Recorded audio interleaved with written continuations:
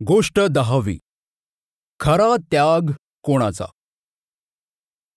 राजा विक्रमादित्यने शिशवीच्या झाडावरून पुन्हा एकदा वेताळाला पकडले आणि खांद्यावर टाकून तांत्रिकाच्या दिशेने चालू लागला. काही पावलं चालल्यावर वेताळ राजा विक्रमादित्याला म्हणाला, राजा, तू थकलेला दिसतो आहेस. खूपच लवकर थकलास तू. पण चिंता करू नकोस. मला माहीत आहे तुझा थकवा कसा घालवायचा ते.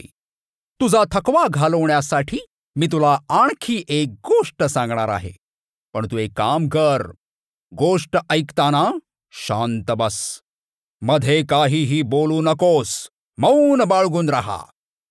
कारण तू जर बोललास तर मी पुन्हा माझ्या झाडावर निघून जाईन. तेव्हा तुझा थकवा दूर करण्यासाठी तू माझी ही गोष्ट ऐक. आणि वेताळाने राजा विक्रमादित्याला अधिक वेळ न घालवता गोष्ट सांगायला सुरुवात केली. वीरबाहू नावाचा एक श्रेष्ठ राजा होता, ज्याचं फक्त एकच राज्य नव्हतं, तर तो अनेक छोट्या मोठ्या राज्यांवर राज्य करायचा. पण त्याची राजधानी अगणपूर होती. त्याची प्रजा त्या अगणपूरची तुलना थेट कुबेराच्या नगरीशी करायची. इतकी विशाल, वैभवशाली आणि भव्य अशी त्याची ही राजधानी खूप समृद्ध होती. त्याच राजधानीत अर्थदत्त नावाचा खूप श्रीमंत व्यापारी राहत होता. त्या व्यापाऱ्याला 2 मुलं होती. मोठा मुलगा ज्याचं नाव धनदत्त होतं आणि छोटी मुलगी जिचं नाव मदनसेना होतं. ही तिचीच गोष्ट आहे. एक दिवस मदनसेना तिच्या घराच्या पुढच्या बगीचात तिच्या मैत्रिणीबरोबर गप्पा गोष्टी करत होती. त्या आनंदाने हसत खिदळत होत्या. नेमक्या त्याच वेळी तिच्या भावाला त्याचा एक मित्र भेटायला आला. त्या मित्राचं नाव होतं धर्मदत्त. तो घरात शिरत असताना त्याची नजर मदनसेनेवर पडली आणि तो जागच्या जागी खिळून उभा राहिला. त्याची नजर तिच्यावरून हटतच नव्हती. तिला बघताच क्षणी तो तिच्यावर आसक्त झाला होता. तिला बघताच धर्मदत्त स्वतःशीच म्हणाला, आहा, काय अलौकिक आणि स्वर्गीय सौंदर्य आहे. जणू हिच्या शरीरातून लावण्याचा रस वाहतो आहे. हिच्या नजरेने मी पुरता घायाळ झालो आहे. कामदेवाने माझे हृदय भेदण्यासाठी हिला एका सुंदर आणि तीक्ष्ण तीरासारखे बनवले आहे. हाय. आणि धर्मदत्त त्वरित एका आडोशामागे लपला आणि तिथून मदनसेनेच्या सौंदर्याचं रसपान करू लागला. तिला असं पळताना, हसताना, हसी मजाक करताना बघून तिला मिळवण्याचा त्याने निश्चय केला. जोपर्यंत मदनसेना बाहेर होती तोपर्यंत तो तिला एकटक बघत होता. जेव्हा शेवटी ती घरात गेली तेव्हा तो हताश मनाने त्याच्या घराकडे परतला. घरात जाऊन त्याच्या बिछाण्यावर पडून राहिला. त्याला काहीही करायची इच्छा होत नव्हती. त्याला फक्त आता मदनसेना हवी होती. त्या दिवशी त्याच्या घरच्यांनी, त्याच्या मित्रांनी त्याला त्याच्या या अवस्थेचे कारण विचारले, पण त्याने कोणालाच काही सांगितले नाही. जेव्हा तिच्या विचारात रात्री त्याचा डोळा लागला तेव्हा स्वप्नातही त्याला मदनसेना दिसली. आधी ती फक्त त्याच्या विचारात होती, पण आता झोपेतही ती त्याला त्रास देऊ लागली. धर्मदत्त तिच्यासाठी पूर्णपणे वेडा झाला होता. शेवटी त्याने मनाशी काहीतरी ठाम निश्चय केला. सकाळी लवकर पुन्हा एकदा तो मदनसेनेच्या बागेत गेला. तिथे एका झाडामागे लपला आणि मदनसेना बाहेर येण्याची वाट बघू लागला. काही वेळाने मदनसेना बागेत आली. ती एकटीच होती. ती येऊन बागेतल्या एका झाडाच्या पारावर जाऊन बसली. ती कदाचित तिच्या मैत्रिणीची वाट बघत होती.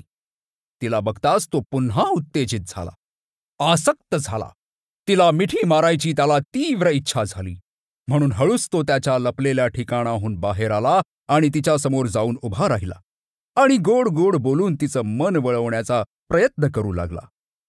त्याच्या मनात नेमकं काय चालू आहे हे मदनसेनेला समजलं तेव्हा ती धर्मदत्तला म्हणाली, माझं लग्न ठरलेलं आहे.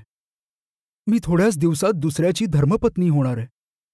माझ्या वडिलांनी माझं लग्न समुद्रदत्त नावाच्या युवकाबरोबर ठरवलंय. माझा विवाह आता निश्चित आहे. त्यामुळे तुम्ही इथून निघून जा.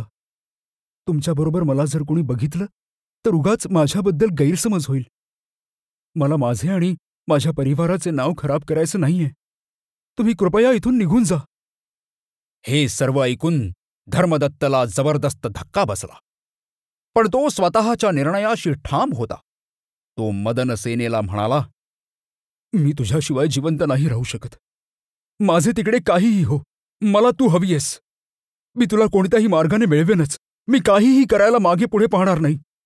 डोळे मोठे करून धर्मदत्त तिला म्हणाला. हे ऐकून मदनसेना घाबरली. याने जर माझ्यावर जबरदस्ती केली तर, किंवा याने स्वतःचे बरे वाईट केले तर, मला बलपूर्वक हरण्याचा प्रयत्न केला तर. आणि तिने घाबरून खूप विचित्र निर्णय घेतला. ती धर्मदत्तला म्हणाली, ठीक आहे, तुम्ही मला तुमच्या प्रेमाने जिंकून घेतलं आहे, परंतु माझं लग्न आधी होऊन जाऊ द्या. माझ्या वडिलांना माझ्या कन्यादानाचं फळ प्राप्त होऊ द्या. त्यांना माझ्या कन्यादानाचं सुख प्राप्त होऊ द्या. म्हणून आधी माझं लग्न होऊ द्या, त्यानंतर मी तुमच्याकडे येईन. नाही नाही नाही, मला हे मंजूर नाहीये. माझी प्रेयसी माझ्या आधी दुसऱ्या कोणाची तरी होईल, मग माझी. हे मला कदापि मान्य होणार नाही. ज्या फुलाचा रस आधीच कोणी घेऊन टाकला असेल त्या फुलावर मधमाशीचे प्रेम राहील का? नाही ना. मधमाशी त्या फुलाकडे जाणारही नाही. इतकी साधी गोष्ट कशी समजत नाही तुला? माझ्या आधी तू कोणाचीच होऊ शकत नाही. धर्मदत्त आवाज चढवत म्हणाला. यावर मदनसेना म्हणाली, ठीक आहे. लग्न झाल्यावर आधी मी तुमच्याजवळ येईन आणि नंतर माझ्या पतीजवळ जाईन. कशावरून? तू आता खोटंही बोलत असशील. मी कसा काय तुझ्यावर विश्वास ठेवू? मदनसेनेच्या सांगण्यावर त्याचा विश्वास बसला नाही. मी तुम्हाला तसं वचन देते आणि शपथही घेते. शेवटी नाईलाजाने मदनसेना म्हणाली. आता धर्मदत्तने तिला सत्यवचनात अडकवलं होतं. जेव्हा त्याला खात्री पटली की मदनसेना त्याच्याकडे आधी येईल आणि नंतर तिच्या पतीकडे जाईल, तेव्हा तो आनंदाने आपल्या घरी निघून गेला आणि भेदरलेली मदनसेना पळतच तिच्या घरात शिरली. थोड्याच दिवसात मदनसेनेचे लग्न मोठ्या थाटामाटात झाले आणि ती तिच्या पतीच्या म्हणजेच समुद्रदत्तच्या घरी गेली. तो दिवस तिने तिथे मोठ्या आनंदात काढला. जेव्हा रात्र झाली तेव्हा ती तिच्या पतीच्या खोलीत गेली. तिथे तिचा पती सेजेवर तिची वाट बघत होता. ती सुद्धा त्याच्या शेजारी पलंगावर जाऊन बसली. तिच्या पतीने जेव्हा तिला मिठी मारण्यासाठी त्याचे दोन्ही हात पसरवले, तशी मदनसेना उठून उभी राहिली. तिच्या पतीने तिला जवळ घेण्याचा प्रयत्न केला, तशी ती आणखी दूर झाली. हे सर्व काय चालू आहे हे तिच्या पतीला समजेना. जेव्हा त्याने तिच्याशी गोड बोलण्याचा प्रयत्न केला, तिचे मन वळवण्याचा प्रयत्न केला, तेव्हा अचानक मदनसेना रडू लागली. तिच्या गालांवर अश्रूंची धार लागली. सुंदरी, मी तुला पसंत नसेल तर तसे सांग, पण उगाच रडू नकोस. तिच्यापासून थोडं लांब सरकत समुद्रदत्त म्हणाला. हे ऐकून मदनसेनेने मान खाली घातली. काही क्षण तिने हुंदके दिले. नंतर समुद्रदत्तला म्हणाली, आर्यपुत्र, तुम्ही मला माझ्या प्राणांहून अधिक प्रिय आहात, पण एका वचनामुळे मी अडकलीये. मला समजत नाहीये मी तुम्हाला कसं सांगू. काहीही घाबरू नकोस. जे काही असेल ते निसंकोचपणे सांग. तिला आश्वासन देत समुद्रदत्त म्हणाला, मला अभयदान द्या, जेणेकरून मी जे काही घडले त्याचं सत्य उघडपणे तुमच्यासमोर मांडू शकते. हात जोडत मदनसुंदरी म्हणाली, अभयदान म्हणजे नक्कीच काहीतरी मोठी आणि गुंतागुंतीची गोष्ट असेल. समुद्रदत्त स्वतःशीच म्हणाला. पण शेवटी नाईलाजाने त्याने होकारार्थी मान हलवली. तेव्हा खूप शरमेने आणि दुःखी स्वरात मदनसेनेने बोलायला सुरुवात केली. ही आपल्या लग्नाआधीची गोष्ट आहे. जेव्हा मी माझ्या बगीचात एकटीच बसली होती, माझ्या मैत्रिणींची वाट बघत, तेव्हा माझ्या भावाचा मित्र धर्मदत्त माझ्याजवळ आला. मला बघितल्याच क्षणी तो कामाग्नीमध्ये जळू लागला. तो माझ्यासाठी अडून बसला. त्याला मी हवीच होते. आणि मी तिथे एकटी होते. मी घाबरली होते. त्यात काही झाले असते तर माझ्या वडिलांची खूप बदनामी, निंदा झाली असती. से मला नको होते. मला माझ्या वडिलांना कन्यादानाचं फळ मिळावं अशी माझी इच्छा होती. म्हणून मी त्याला म्हणाले की मी आधी माझ्या पतीकडे जाईन, नंतर त्याच्याकडे. पण तो नाही म्हणाला. त्याच्या हट्टाला अडून बसला. त्यामुळे शेवटी नाईलाजाने माझ्या लग्नानंतर आधी मी त्याच्याजवळ जाईन आणि मग तुमच्याजवळ, असं मी त्याला सांगितलं. आणि त्याने माझ्याकडून तसं वचनही घेतलं. त्यामुळे मला आता माझं दिलेलं वचन पाळायची परवानगी द्या. एकदा त्याच्याजवळ जाऊन लगेच तुमच्याजवळ येते. लहानपणापासून मी माझा दिलेला शब्द पाळते आहे. दिलेली वचनं पाळते. त्यामुळे आता मला माझ्या शब्दांशी प्रामाणिक राहू द्या. तिचं हे बोलणं ऐकून समुद्रदत्त नाराज झाला. तिच्या या विनंतीने त्याचे हृदय जखमी झाले.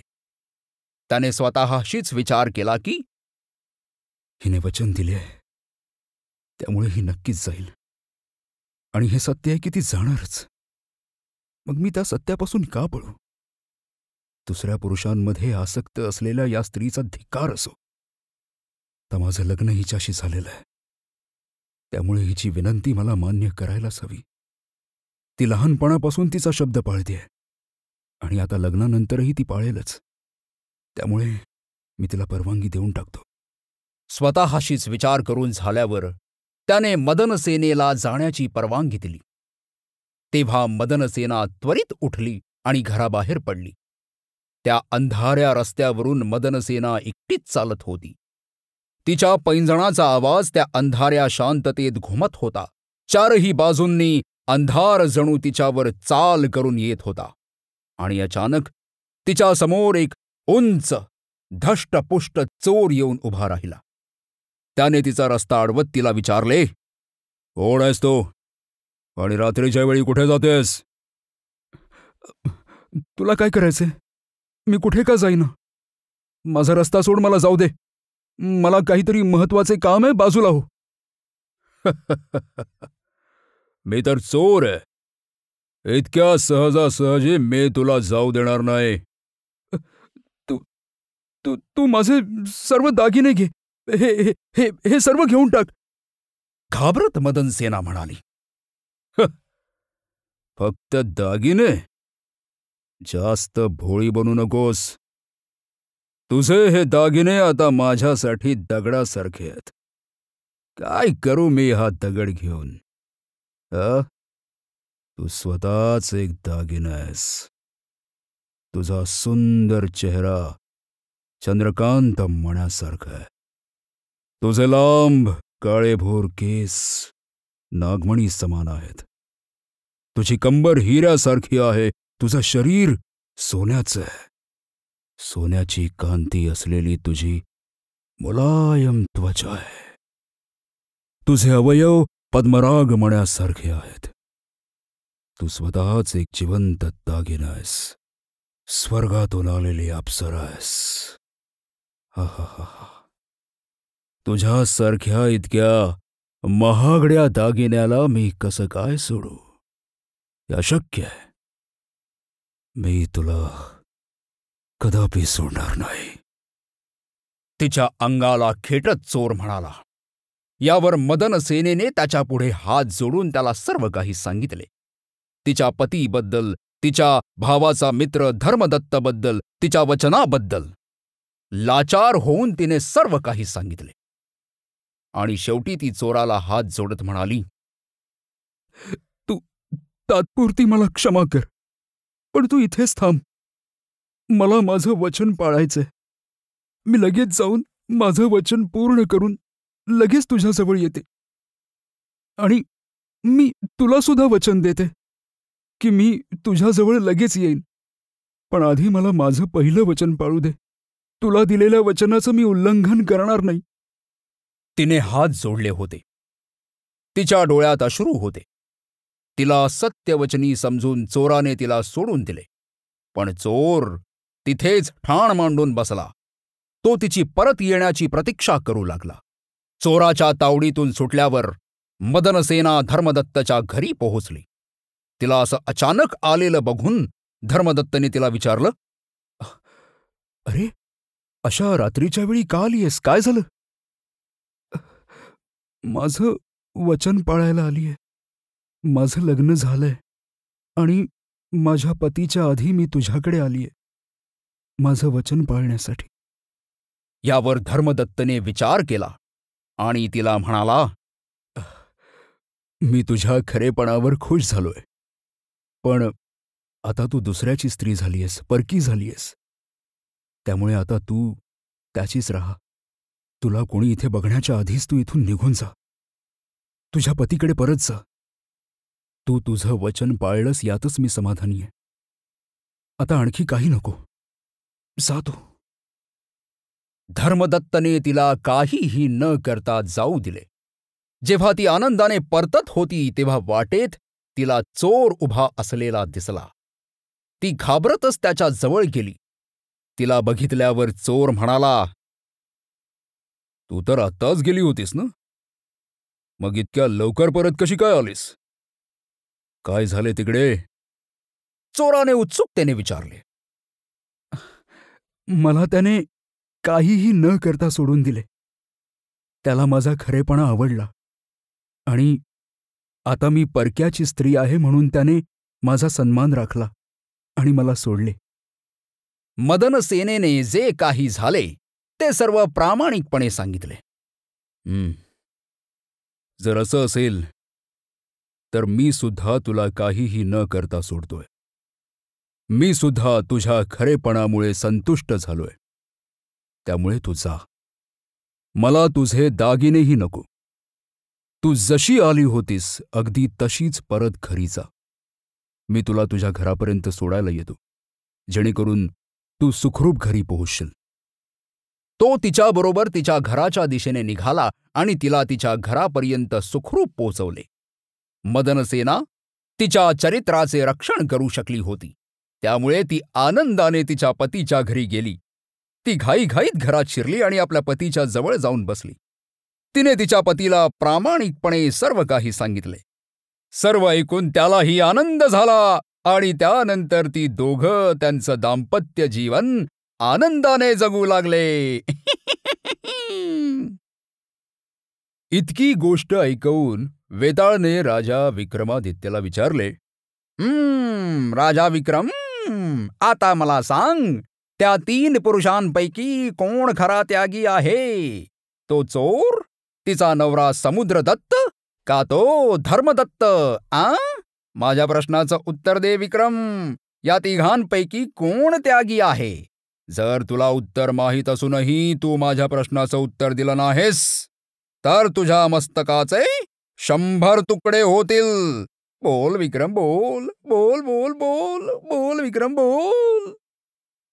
शेवटी राजा विक्रमादित्यने आपलं मौन त्यागलं आणि तो वेताळाला म्हणाला,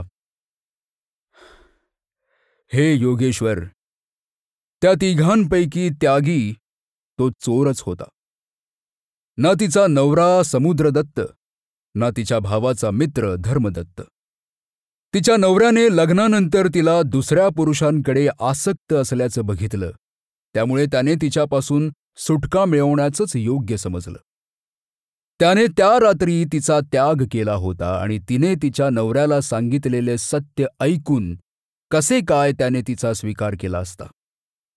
त्याच्या मनात ही गोष्ट आयुष्यभर राहिली असती. तो कधीच तिला शुद्ध मनाने स्वीकारू शकला नसता. म्हणून तो त्यागी नाहीये. आता तो दुसरा धर्मदत्त. काही दिवस उलटल्यामुळे त्याचा आवेग मंद झाला होता.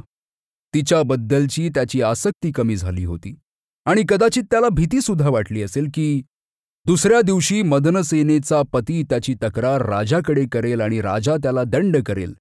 त्याला ही भीतीसुद्धा होती. मदनसेनेच्या नवऱ्याने त्याला सहजासहजी सोडले नसते. त्यामुळे त्यानेही तिला काही केले नाही. पण तो चोर त्या चोराला कसलीच भीती नव्हती.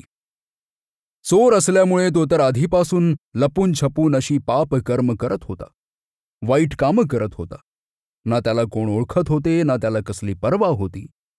त्याने तर तिच्या दागिन्यांना देखील हात लावला नाही. दागिन्यांनी मढलेली सुंदरी त्याच्या हातात होती, तरी सुद्धा तिला काहीही न करता त्याने तिला सोडून दिली. त्यामुळे तोच खरा त्यागी होता.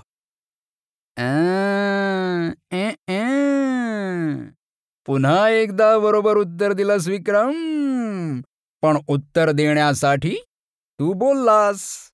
माझी अट होती की तू काहीही बोलायचे नाही म्हणून, पण तू बोललास आणि मी चाललो माझ्या झाडावर लटकण्यासाठी.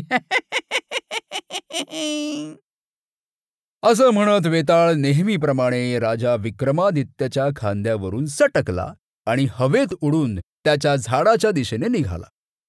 त्याच्या पाठोपाठ राजा विक्रमादित्य सुद्धा पुन्हा एकदा त्याला पकडण्यासाठी निघाला.